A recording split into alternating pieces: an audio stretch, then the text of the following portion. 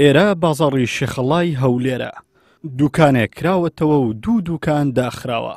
کاسبکارانی ئێرە ماوەی 5 ڕۆژە بە بڕیاری ژووری ئۆپراسیۆنی پارێزگای هەولێر سەرجەم عارەبانە و دوکانەکانیان داخستووە. و ئاگادارم و دەشیان ناسم حەز دەکەی ئێستا دەچین مقابلەی تەلەڤیزیۆنیان لەگە بکە 5,000شیان نەمارێنێ. قەدەغی هاتوچیلەوەی درێژ دەکاتەوە. دوکاندارێکی بازاڕی شێخەڵا زیاتر لە 20 ساڵە لە نێوان بازاڕە خەریکی کاسبیە. ئەو دەڵێت گوزەرانی کاسبکاران لە ئێستادا زۆر قورس بووە و باسی دراوسەکانی دەکات و دەڵێت دراوسێم هەیە 5,000 لە گیرفانی نییە.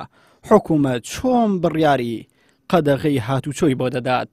ئەو قەدەغەیە ئێستا ببتەوە سبەینێ بازار وە چ خۆیبی هەر زەرەرە هەر ئیشەکەیان نەهێشتیە و یعنی خێر و بەرەکەت کەم بووە نەمایە. کەم بووە زۆر کەمە یعنی قازانجەکەی باوی مەسروف و بژێوی ئەو کەسەی ناکاوی لەسەر ئەو دوکانێ. چۆن بە ڕۆ بڕیارتاندا قەدەغە بشتێن و بێن دوکانەکان بکەنەوە؟ بەخۆی بە تەبیعەتی خۆی دەستچێت لە بەرەوەی خەڵک بێزارە لە خۆی بێزارە. ئێوە ڕۆژێک لە مارێ دوو ڕۆژ لە مارێ ڕۆژێک دەچێ بابرێن مەزرعەت هەیە دەچێ مەزرعی هەر بێزاری دێ دوکانەکەی خۆت هۆگر دەبیەوە بەڵام دوکانەکەش هەوەی دوکانی هەیە ئەوەی بابرێن مێزی هەیە ئەوەی عارەبانەی هەیە هەر کەسێک ئیش دەکا و کاسبە هەر بە ئیشەکەی خۆیەوە دری مرتاح دەبی بێ لەسەر ئیشەکەی خۆی دانیش ئەگەر حتا لە حالەتە چی ئەمن زەرەری شمبی لە مارێ ناتوانم دانیش. زۆر خراپ وەزعی خەڵک زۆر نالەبارە ئەمن ئەلحەمدولیلا وەزعم باشە لۆخم ناپارێمە لۆخم ناگریم بەڵام خەڵک هەیە زۆر بێچارەیە کە بازارش بکرێتەوە بازار نییە لەبەرەوەی مەعاش نییە حکومەت ناتوانێت لە 2 مانگ جارێک مەعاشەشی بدە حکومەت هاتی بۆ شێوەی بی ئەمنش حکومەت هاتیم پێ دەکرێت. زیاتر لە 3 مانگا یەکەم حاڵەتی کۆڕۆنا لە هەرێمی کوردستان تۆمار کرا. لەو ڕۆژەوە حکوومەت داوا لە هاوڵاتیان دەکا لە ماڵەکانی خۆیان بمێننەوە بەڵام بەبێ موچە و هاوکاریکردنی دارایی. هەرم دۆخە ئابووریەی ژیان ئاوای کردووە لە زۆرێک لە پارێزگەکان هاوڵاتیان بڕژێنە سەر شەقامەکان و ترسی ڤایرۆسی کۆڕۆناش نەیان وەستێنێت.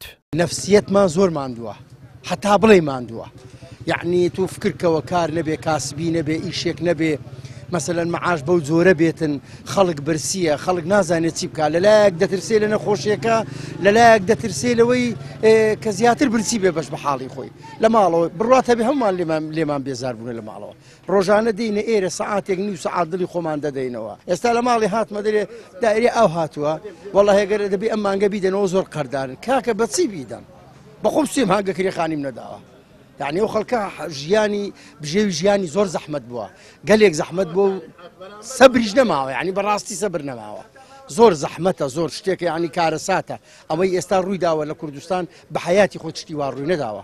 بەشێک لە دوکاندارەکان دەڵێن دوکانەکانمان بکەینەوە یاخودنا هەر وەکو یەکە چونکە خەڵک پارە لە گیرفانی نییە و ناتوانێت شت بکڕێت. حکوومەت یاریمی کوردستان کە ئێستا لە گەرمای هاوین داین کەچی خەریکی دابەشکردنی موچەی زستانەیە ئەمە لە کاتێکدایە کە سەرۆکی حکوومەت بە شانازیەوە لە ڕێگای میتیاکانی و لێدوانەکانی باز لە چاکسازی دەکات ئەوەی جێگای پرسیارە حکوومەتێک فەرمانبەرانی خۆی پێبەخێو نەکرێت چۆن دەتوانێت چاکسازی بکات.